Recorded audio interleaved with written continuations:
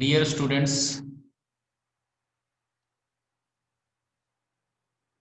Python programming वाले subject में हमने लास्ट टाइम इनपुट लेना सीखा था कि पाइथन लैंग्वेज के अंदर इनपुट हम किस तरीके से ले सकते हैं। तो मैंने कल दो मेथड डिस्कस किए थे, एक तो इनपुट मेथड और दूसरा रो अंडरस्कोर इनपुट मेथड। और मैंने ये भी बताया था कि जब आप कीबोर्ड से इनपुट लेते हो,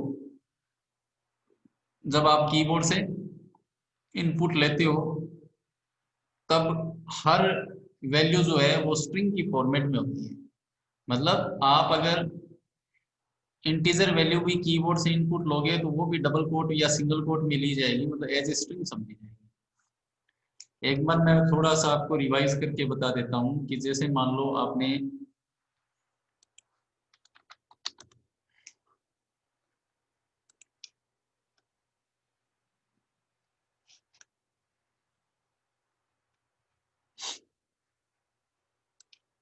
ये पाइथन सेल ओपन कर ली, फाइल में जाकर के आपने न्यू फाइल ओपन कर ली। जैसे सपोज करो कि आपको कीबोर्ड से स्क्रीन विजिबल है ना? Yes sir. ओके, जैसे मान लो आपने कीबोर्ड से इनपुट लेना है आपको, तो आपने क्या किया यहाँ पर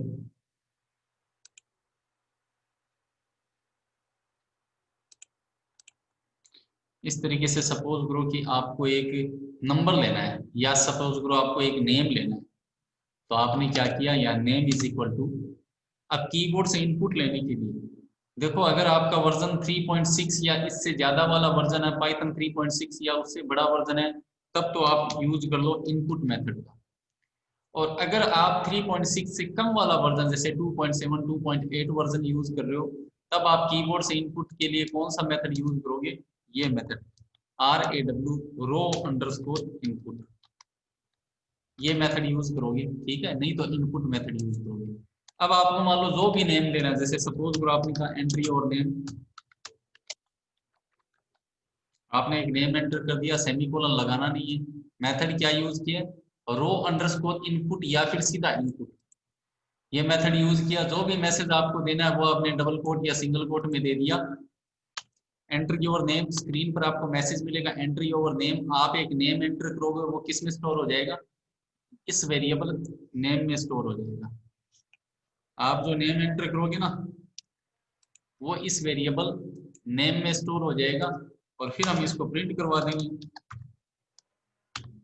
फिर आप क्या करोगे, ये प्रिंट करवा दोगे, ठीक है? जैसे मान लो नेम को प्रिंट करवाना है, तो आपने क्या करवा दिया, यहाँ पर नेम को प्रिंट करवा दिया। अब आप इसको सेव कर दोगे, कंट्रोल एस, ठीक है? जैसे आपने सेव यहाँ पर ऑटोमेटिकली कहाँ हो रहा है, डी ड्राइव के अंदर सेव हो रहा है। जैसे मैंने यहाँ पर कोई भी नाम दे दिया, जैसे मैंने इसको फर्स्ट दे दिया, तो जैसे ही फर्स्ट दूंगा तो फर्स्ट डॉट py से पहले से सेव है, तो जैसे ही मैं फर्स्ट देता हूँ, ठीक है, तो ये फर्स्ट डॉट py से क्या हो जाएगा, आपका प्रोग्राम सेव हो जाएगा। फर्स्ट डॉट py से आपका प्रोग्राम क्या हो जाएगा, सेव हो जाएगा। अब आपको क्या करना है, रन में जाना है और रन मॉड्यूल या F5 प्रेस करना है। जैसे ही आप इस पर क्लिक करोगे तो आपको यहाँ पर मैसेज मिलेगा एंट्री और नेम। आपने यहाँ पर कोई भी नाम लिख दिया, जैसे आपने नाम लिखा राहुल, जैसे ही एंटर करोगे तो क्या प्रिंट हो गया, राहुल प्रिंट हो गया। इसका मतलब जो आपने नेम एंटर किया, एंट्री और नेम, आपने जो नेम एंटर किया वो किस में स्टोर हो गया, इस वेरिएबल नेम में स्टोर हो गया। और फिर आप इस नेम को क्या करवा रहे हो, प्रिंट करवा रहे हो। फिर आप क्या कर रहे हो, इस नेम को प्रिंट करवा रहे हो। अब मान लो ये तो नेम है, नेम क्या होता है, स्ट्रिंग होता है, इसलिए आपको इसके कन्वर्जन की रिक्वायरमेंट नहीं हुई, ठीक है? वैसे ये रो अंडरस्कोर इनपुट और इनपुट मेथड जो है वो हर चीज को एज ए स्ट्रिंग लेता है। अब सपोज करो यहाँ पर अगर आप लिखते एंट्री, मान लो यहाँ पर आप क्या करते, जैसे यहाँ पर सपोज करो यहाँ पर लिखते एंट्री और स्कोर, एंट्री और स्कोर, एंट्री और स्कोर। अब स्कोर जो है वो या तो इंटीजर में होगा या फ्लोट में होगा, लेकिन आप जो स्कोर एंटर करोगे आपको मैसेज मिलेगा एंट्री और स्कोर। आप जो स्कोर एंटर करोगे वो इस वेरिएबल में जाएगा, नेम में। लेकिन रो अंडरस्कोर इनपुट जब इनपुट करते हो ना आप पाइथन के अंदर, तो हर वैल्यू एज ए स्ट्रिंग समझी जाती है। तो आप चाहे इंटीजर वैल्यू दो चाहे फ्लोट वैल्यू दो, वो किस फॉर्मेट में होगी, आपके स्ट्रिंग फॉर्मेट में होगी। इसीलिए जब आप प्रिंट करोगे, सपोज करो कि आप इस तरीके से लेते हैं, जैसे मैं आपको इसको एक्सप्लेन करके बता देता हूँ कि आपने जैसे सपोज करो यहाँ पर एक वेरिएबल लिया n1, ठीक है, आपने लिखा रो अंडरस्कोर इनपुट, आपने यहाँ पर लिख दिया enter first number, enter first number, ठीक है। आपने फर्स्ट नंबर एंटर किया, अब वो n1 में स्टोर हो गया। अब आपने कहा n2 is equal to raw underscore input, आपने मैसेज दिया एंटर सेकंड नंबर, ठीक है। आपको दूसरा मैसेज मिलेगा एंटर सेकंड नंबर, आपको दूसरा मैसेज क्या मिलेगा, एंटर सेकंड नंबर। जो सेकंड नंबर एंटर करोगे वो n2 में स्टोर हो जाएगा। अब आपने थर्ड वेरिएबल लिया n3 इज इक्वल टू, अब आपने क्या किया, यहाँ पर थर्ड वेरिएबल लिया n3 is equal to n1 plus n2। तो आप यहाँ पर सबसे पहले ये देखोगे कि आपने जो पहले मैसेज मिला एंटर फर्स्ट नंबर, आपने फर्स्ट नंबर एंटर किया, वो n1 में स्टोर हुआ। लेकिन रो अंडरस्कोर इनपुट जब आप कीबोर्ड से कोई भी वैल्यू लेते हो तो वो किस फॉर्मेट में होती है, बाय डिफॉल्ट स्ट्रिंग फॉर्मेट में।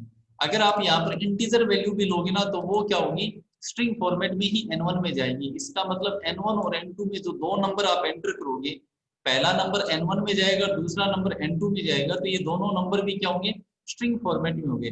तो जब आपने n1 और n2 पर जब प्लस ऑपरेशन लगा रखा है तो ये प्लस जो है वो ऐड नहीं करेगा, बल्कि यहाँ पर n1 भी स्ट्रिंग समझी जाएगी और n2 भी क्या समझा जाएगा, स्ट्रिंग वेरिएबल समझा जाएगा। तो इसलिए जब आपने प्लस लगाया तो ये n1 स्ट्रिंग और n2 स्ट्रिंग इन दोनों को क्या करेगा, कॉन्केटिनेट कर देगी। यहाँ पर प्लस किस तरह काम करेगा, ये समझेगा कि n1 भी स्ट्रिंग है और n2 भी स्ट्रिंग है, तो ये प्लस कॉन्केटिनेशन काम करेगा, एक नंबर के साथ दूसरे नंबर को अटैच कर देगा। और ये थर्ड वेरिएबल जब n3 में वैल्यू जाएगी तो दो स्ट्रिंग अपेंड होकर के n3 में जाएगी। तो यहाँ पर अगर मैं n3 को प्रिंट करूं,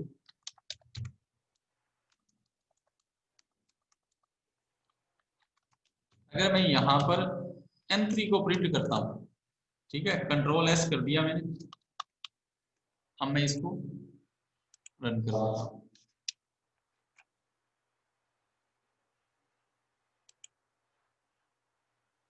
मैं इसको पहले सेव कर देता हूं और फिर मैं इसको एग्जीक्यूट करवाता हूं। क्या हो गया,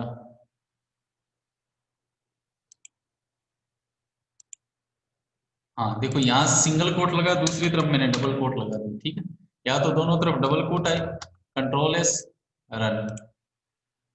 आप देख रहे हो यहाँ पर एंटर फर्स्ट नंबर एंटर कर दिया मैंने 12, ठीक है, और फिर आया एंटर सेकंड नंबर, मैंने सेकंड नंबर एंटर कर दिया 10। तो 12 तो n1 में चला गया और 10 किस में चला गया, n2 में चला गया। तो आप देख रहे हो यहाँ पर n1 प्लस n2 किया, तो n1 में तो 12 जो है वो स्ट्रिंग फॉर्मेट में चली गई n1 में, और ये 10 जो है वो n2 में चला गया, लेकिन ये भी स्ट्रिंग फॉर्मेट में गया। तो n1 प्लस n2 का मतलब हो गया दो स्ट्रिंग को आपने क्या कर दिया, कॉन्केटिनेट कर दिया, पहली स्ट्रिंग के साथ दूसरी स्ट्रिंग को अटैच किया। तो 12 के साथ क्या अटैच हुआ, 10 अटैच हुआ। तो 12 और 10 किस में चले गए, n3 में। तो जब n3 को प्रिंट करेंगे तो फिर क्या प्रिंट होगा, ये 12 10 प्रिंट होगा। तो इसलिए हमें क्या करना पड़ेगा कि भाई इस तरीके से तो अपना काम चलेगा नहीं। तो इसलिए हम क्या करते हैं कि जो भी कीबोर्ड से इनपुट लेते हैं, जिस टाइप का आपको नंबर लेना है आपको उसमें कन्वर्ट करना पड़ेगा, क्योंकि आप कीबोर्ड से जो इनपुट लोगे वो स्ट्रिंग फॉर्मेट में होगा, और स्ट्रिंग को इंटीजर या फ्लोट में, इंटीजर में कन्वर्ट करना है तो इंट फंक्शन का यूज करेंगे, फ्लोट में कन्वर्ट करना है तो फ्लोट फंक्शन का यूज करेंगे। तो सपोज करो मुझे इसको फ्लोट में कन्वर्ट करना है, तो मैंने क्या किया, इस पूरे के पूरे इनपुट को, इस पूरे के पूरे मेथड को ही किसमें ले लिया, फ्लोट के अंदर एज ए पैरामीटर ले लिया। ऐसे ही मैं क्या करूंगा, जो दूसरा इनपुट लोगे उसको भी मैंने क्या किया, फ्लोट के अंदर एज ए पैरामीटर मैंने ले लिया।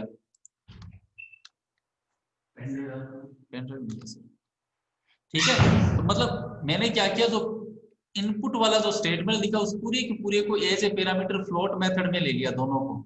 ठीक है, देखो फ्लोट यहां से स्टार्ट किया और यहाँ पर मैंने फिनिश कर दिया। ठीक है, तो दोनों को अब क्या होगा कि जो भी नंबर एंटर फर्स्ट नंबर, जो नंबर आप एंटर करोगे वो स्ट्रिंग फॉर्मेट में होगा, फ्लोट उसको फ्लोट में कन्वर्ट कर देगा। ऐसे ही दूसरा नंबर एंटर सेकंड नंबर, जो नंबर एंटर करोगे आप सेकंड, वो स्ट्रिंग फॉर्मेट में होगा, फ्लोट उसको फ्लोट में कन्वर्ट कर देगी। इस बार ये n1 और n2 दोनों किस फॉर्मेट में होंगे, फ्लोट फॉर्मेट में होंगे। तो यहाँ n1 की वैल्यू फ्लोट है, n2 की वैल्यू फ्लोट है, तो दोनों फ्लोट वेरिएबल है। तो इस बार ये प्लस जो है वो कॉन्केटेनेशन नहीं बल्कि एडिशन का काम करेगा। दोनों नंबर ऐड होकर के n3 में जाएंगे और n3 को हम यहाँ पर प्रिंट करवा देंगे। Control S, enter first number मैंने कहा 12, एंटर सेकंड नंबर 10।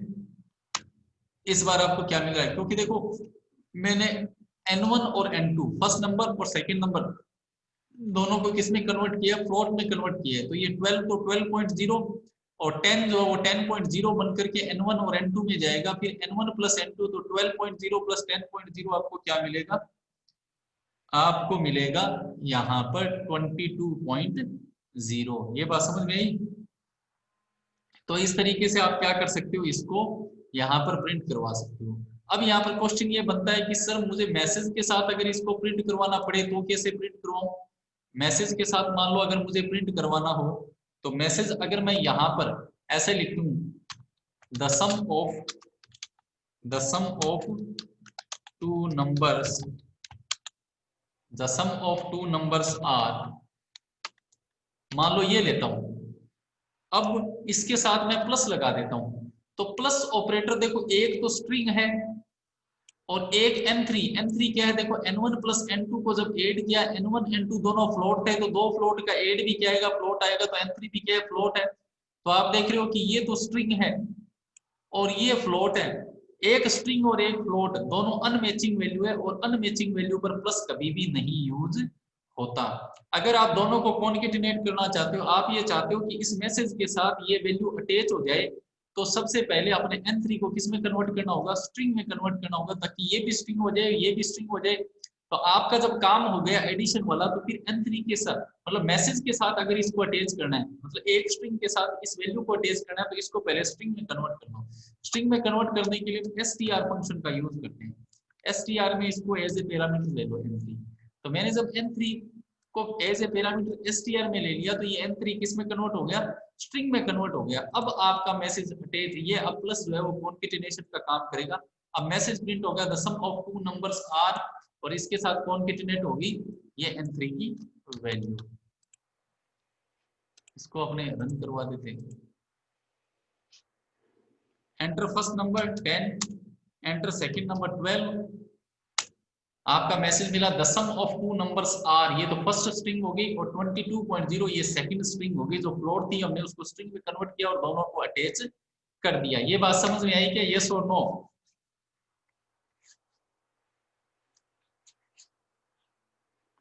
यस और no? Yes sir. Yes sir, yes sir. And first number, ठीक है, तो ये तो हो गया हमारा मतलब कन्वर्ट करने वाला। अब मैं आपका जो स्टेटमेंट चल रहा था वो कंट्रोल स्टेटमेंट चल रहा था, जिसमें हम इफ एल्स का यूज करना देख रहे थे। तो अब मान लो कीबोर्ड से हमने वैल्यू ले ली। सपोज करो कि आप एक नंबर लेते हो, दो नंबर में से ग्रेटेस्ट को फाइंड आउट करने वाला मैंने लास्ट टाइम बता दिया था आपको, एक बार मैं फिर से रिवाइज कर देता हूँ कि जैसे आपको दो नंबर लेने हैं, आपने ले लिया ए, मैं डायरेक्ट इसको जो है वो फ्लोट में, इस बार मान लो सपोज करो, क्योंकि आप देखो इंटीजर भी एंटर करते हो, फ्लोट भी एंटर करते हो। अगर मैं इंट फंक्शन का यूज करूंगा तो बाय द वे अगर आपने फ्लोट वैल्यू एंटर की तो वो इंटीजर में कन्वर्ट हो जाए, इसलिए फ्लोट का यूज कर लेते हैं नॉर्मली।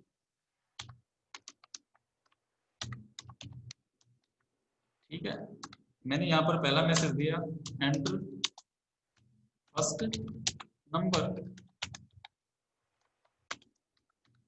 ये पहला मैसेज है, ए के अंदर वैल्यू चलेगी। ऐसे ही मैं इसको कॉपी कर लेता हूं।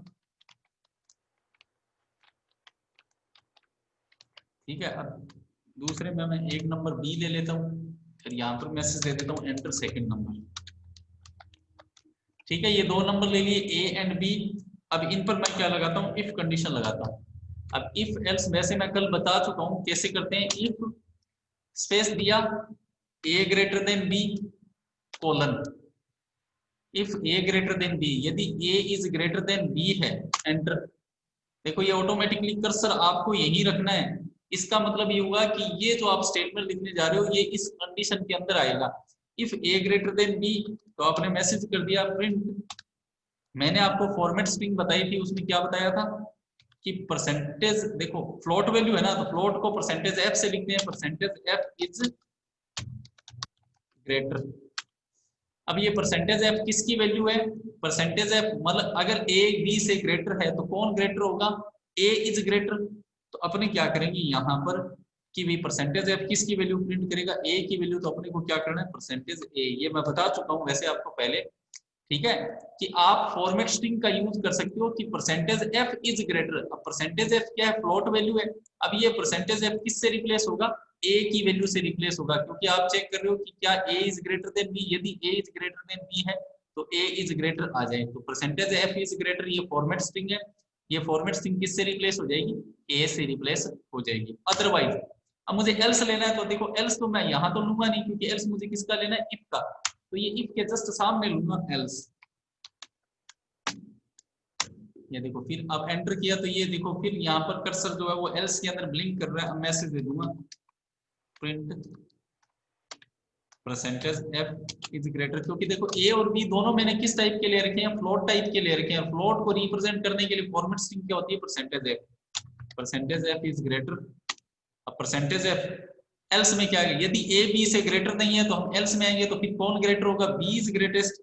तो परसेंटेज एफ किससे रिप्लेस हो जाएगा? बी से। हमेशा ध्यान रखना, डबल कोट के बाद में यहाँ पर परसेंटेज लगाएंगे और फिर जिस वैल्यू से रिप्लेस करना उस वेरिएबल का नाम लिखेंगे बी। तो ये परसेंटेज एफ किससे रिप्लेस हो जाएगा? बी की वैल्यू से रिप्लेस हो जाएगा, तो बी की वैल्यू इज ग्रेटर आ जाएगा। अब मैं इसको कंट्रोल एस कर देता हूँ और रन करवाते हैं। एंटर फर्स्ट नंबर मैंने कह दिया यहाँ पर 10, एंटर सेकंड नंबर मैंने यहाँ पर कहा 5। तो यहाँ पर मैसेज आएगा 10.000, क्योंकि देखो ये फ्लोट है। फ्लोट जो है पॉइंट के बाद में 6 डिजिट लेता है। तो ये देखो आपको वैल्यू क्या मिल रही है? 10.000 इज ग्रेटर। ये बात क्लियर है क्या? यस और नो? Yes sir. इसमें कोई डाउट है?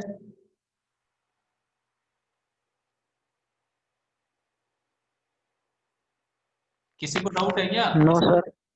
No sir. ओके, आगे बढ़े।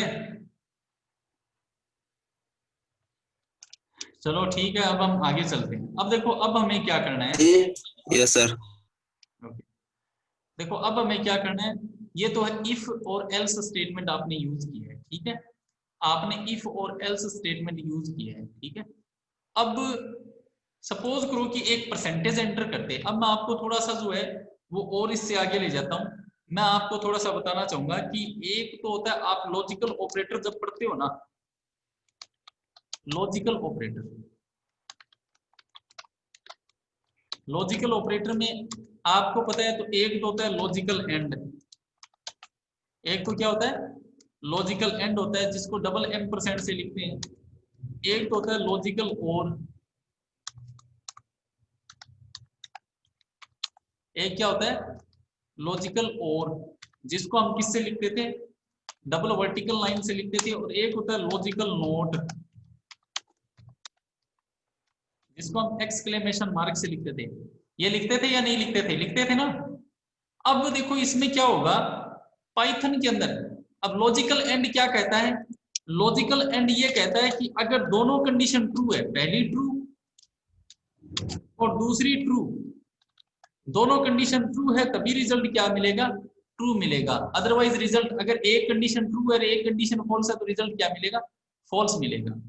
अच्छा, अब देखो पाइथन के अंदर क्या होता है? लॉजिकल एंड को हम OR से रिप्रेजेंट करते हैं। ध्यान से सुने, लॉजिकल एंड को हम, सॉरी, लॉजिकल एंड को हम पाइथन के अंदर किससे रिप्रेजेंट करेंगे? ये वर्ड ही लिख दो, एंड। इसका मतलब आपको ये सिंबल लगाने की रिक्वायरमेंट नहीं है, बल्कि क्या यूज करोगे? AND। इसका मतलब आपने ये जो दो कंडीशन है ट्रू और ट्रू पर क्या अप्लाई कर दिया? एंड ऑपरेटर अप्लाई कर दिया। इसका मतलब ट्रू एंड ट्रू, तो रिजल्ट क्या मिलेगा? ट्रू मिलेगा। अब अगर मान लो आप इनमें से एक भी फॉल्स कर देते थे, फॉल्स एंड ट्रू, तो रिजल्ट आपको क्या मिलेगा? फॉल्स मिलेगा। पहला फॉल्स ले लो चाहे दूसरा फॉल्स ले लो, दोनों में से अगर एक फॉल्स है तो रिजल्ट फॉल्स मिलेगा, या दोनों ही फॉल्स ले लिए तब भी रिजल्ट आपको क्या मिलेगा? फॉल्स मिलेगा। इसका मतलब ये हुआ कि पाइथन के अंदर दोनों कंडीशन ट्रू होने पर ही लॉजिकल एंड ऑपरेटर क्या करेगा, रिजल्ट एंड ऑपरेटर रिजल्ट क्या देगा आपको, ट्रू रहेगा। अब यही सेम केस अब और के लिए मानेंगे तो और देखो, और के लिए हम सीधा वर्ड लिखेंगे ओ आर। लॉजिकल और के लिए क्या लिखा जाएगा, सीधा वर्ड लिखा जाएगा ओ आर, समझ गए। अब मान लो लॉजिकल और की अगर हम बात करें तो लॉजिकल और ये कहता है कि दोनों में से अगर एक भी कंडीशन ट्रू है तो रिजल्ट क्या मिलेगा, ट्रू मिलेगा। दोनों में से अगर एक भी कंडीशन ट्रू है तो रिजल्ट क्या मिलेगा, ट्रू मिलेगा। जैसे मान लो एक मैंने ट्रू ले लिया, फिर और लगाया, एक मैंने फॉल्स ले लिया, तो अब रिजल्ट हमें क्या मिलेगा, ट्रू मिलेगा, समझ गए। अब मान लो मैंने पहला फॉल्स ले लिया, दूसरा ट्रू ले लिया, तो कम से कम एक तो ट्रू है ना। दोनों में से एक ट्रू होने पर रिजल्ट क्या मिलेगा, ट्रू मिलेगा। फॉल्स कब मिलेगा, जब दोनों क्या होंगे, फॉल्स होंगे। जैसे फॉल्स और फॉल्स, तो रिजल्ट क्या मिलेगा, फॉल्स मिलेगा। लॉजिकल एंड तो हमेशा ट्रू रिजल्ट कब देगा, जब दोनों ट्रू होंगे। सिर्फ इतना याद रखो, लॉजिकल एंड में दोनों ट्रू होने पर ही ट्रू मिलेगा, अदरवाइज फॉल्स मिलेगा। और लॉजिकल और में दोनों फॉल्स होने पर ही फॉल्स मिलेगा, अदरवाइज क्या मिलेगा, ट्रू मिलेगा। और लॉजिकल नोट क्या करता है, लॉजिकल नोट, नोट के लिए देखो ये सिंबल नहीं लगाएंगे बल्कि क्या लिखेंगे, NOT नोट। अब लॉजिकल नोट क्या करता है, ट्रू को फॉल्स और फॉल्स को क्या करता है, ट्रू करता है। इसका मतलब अगर मैं यहां पर ये लिखता हूं नोट ट्रू, नोट ट्रू, तो ये क्या देगा हमें, फॉल्स रिजल्ट देगा। ऐसे ही अगर मैं लिख दूं यहां पर नोट फॉल्स, तो हमें क्या मिलेगा, ट्रू रिजल्ट मिलेगा। ये बात समझ में आई या नहीं है, यस और नो?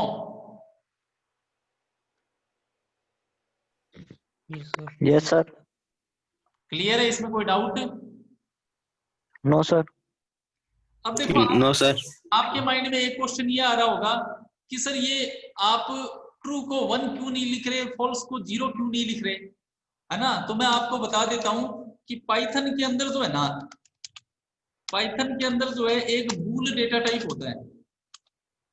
बूल, बूल का मतलब होता है बूलियन। अब ये बूल डेटा टाइप क्या करता है, जैसे सपोज करो मैंने यहाँ पर लिखा बूल एक्स, जैसे मैं आपको एग्जांपल के तौर पर बता देता हूँ, यहाँ पर एक्सप्लेन कर देता हूँ। जैसे ये पाइथन सेल लेता हूँ। अब मान लो सपोज करो मैंने लिखा यहाँ पर 2 ग्रेटर देन 3, तो इसने क्या दिया, FALSE। मैंने यहां पर लिखा 2 ग्रेटर देन 3, 2 ग्रेटर देन 3, मैंने यहां लिखा 2 जो है वो ग्रेटर है 3 से। तो इसमें देखो अब अगर 0 1 लेता ना ये, तो ये हमें क्या देता, 0 देता, लेकिन यहाँ पर हमें क्या मिल रहा है, फॉल्स मिल रहा है। ऐसे ही अगर मैं लिखूं 3 ग्रेटर देन 2, कि भी 3 जो है वो ग्रेटर है 2 से।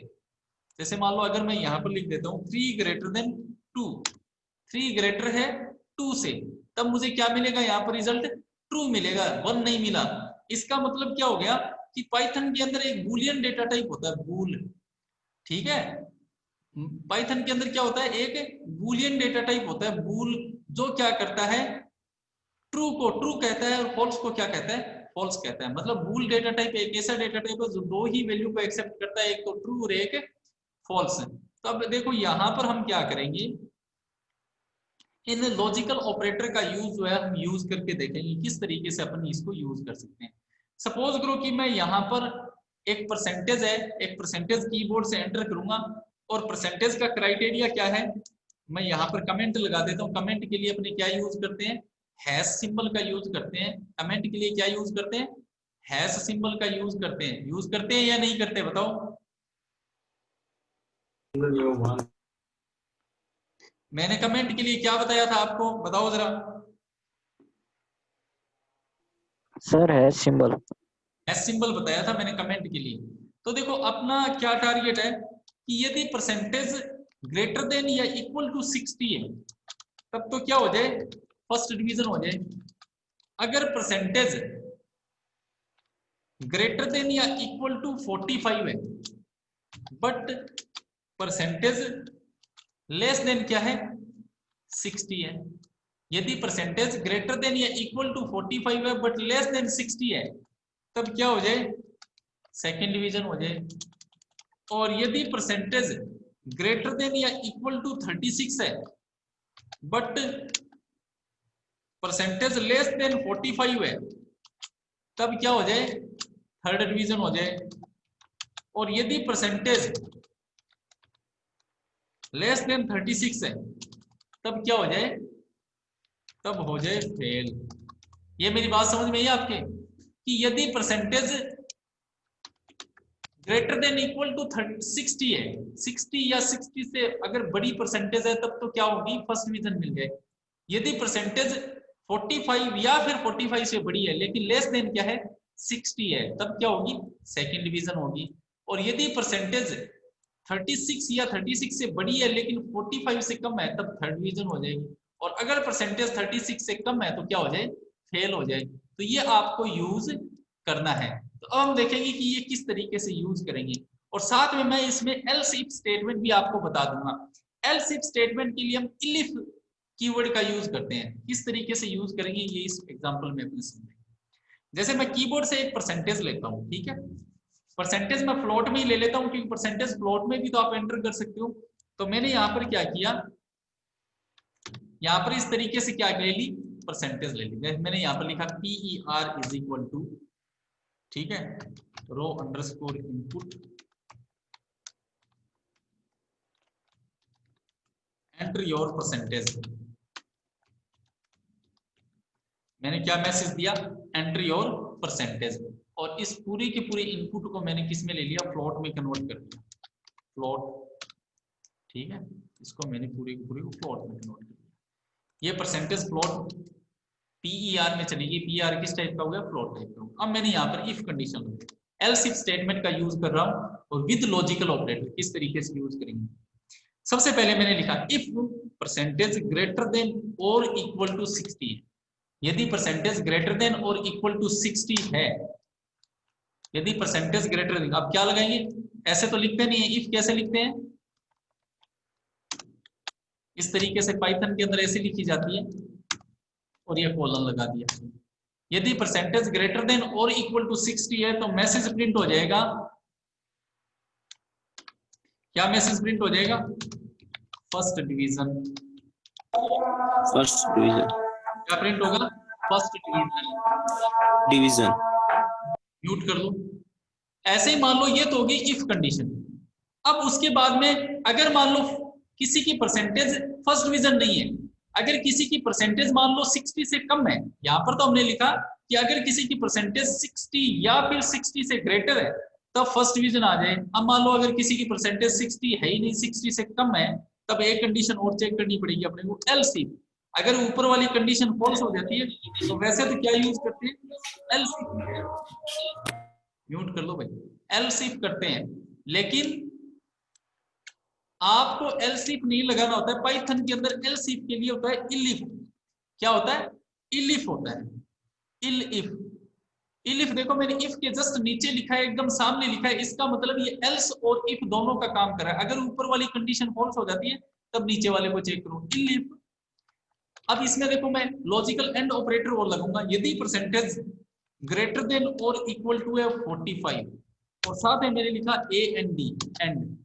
यदि परसेंटेज ग्रेटर देन और इक्वल टू 45 है, एंड, ये लॉजिकल एंड है। और साथ में यदि परसेंटेज लेस देन 60 है, ये दोनों बातें ट्रू होगी तभी।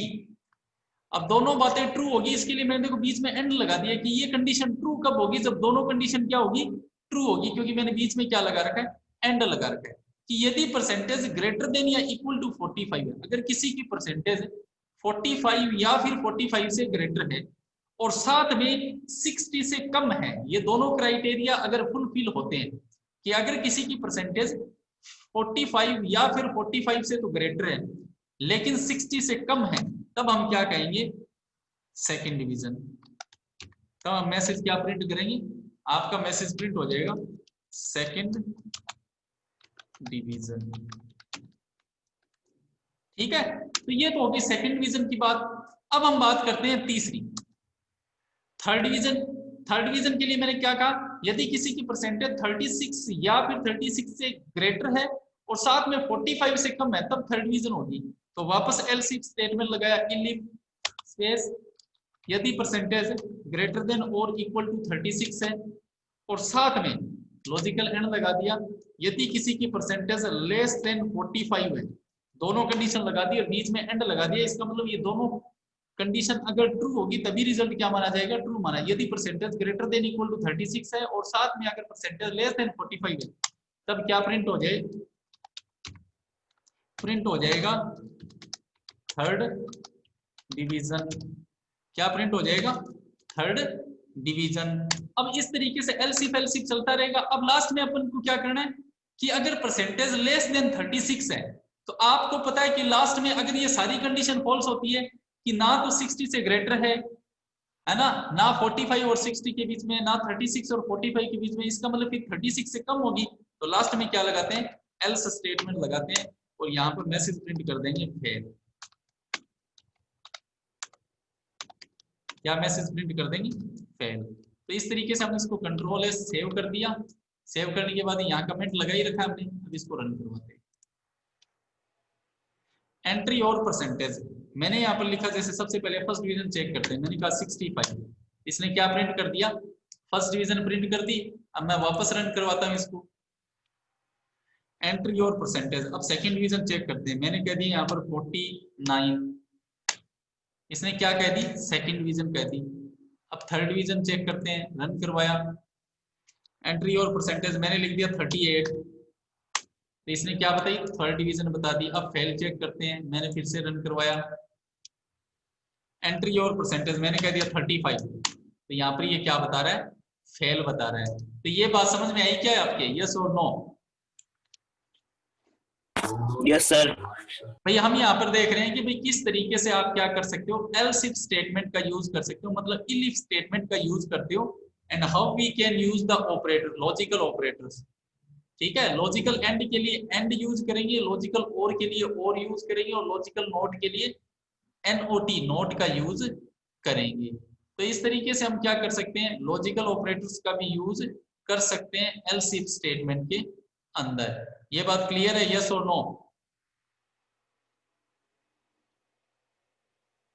Yes sir. ओके, तो ये तो होगी हमारी भाई एल्स इफ स्टेटमेंट और कीबोर्ड से इनपुट लेना। ठीक है, तो अगली क्लास में हम जो है वो इसके बारे में डिटेल से डिस्कस करेंगे और साथ में फिर लूपिंग स्टेटमेंट भी हम देखेंगे। ठीक है, ओके।